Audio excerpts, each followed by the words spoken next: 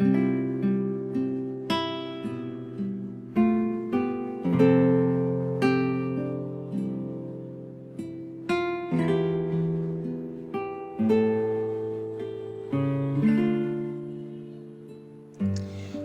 mabuting balita ng Panginoon ayon kay San Juan.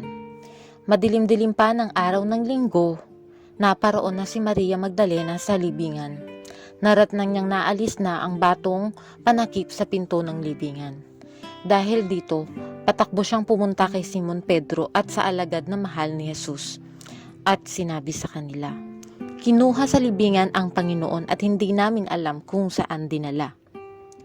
Si Maria, nakatayong umiiyak sa labas ng libingan, yumuko siya at tumingin sa loob. May nakita siyang dalawang anghel na nakaupo sa pinaglagyan ng bangkay ni Jesus. Ang isa'y sa gawing ulunan at ang isa namay sa paanan. Tinanong nila si Maria, "Ale, bakit kayo umiiyak?" Sumagot siya, "Kinuha po nila ang aking Panginoon at hindi ko alam kung saan nila dinala."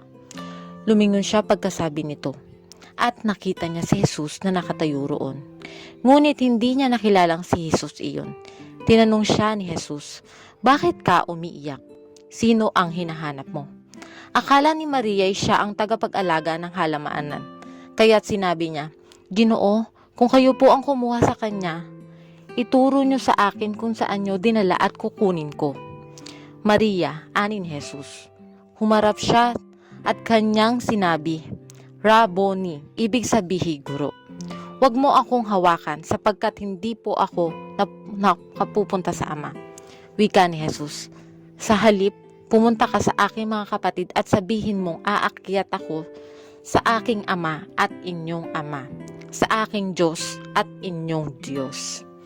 Kaya si Maria Magdalena ay pumunta sa mga alagad at sinabi, "Nakita ko ang Panginoon," at tuloy sinabi sa kanila ang bilin ni Jesus.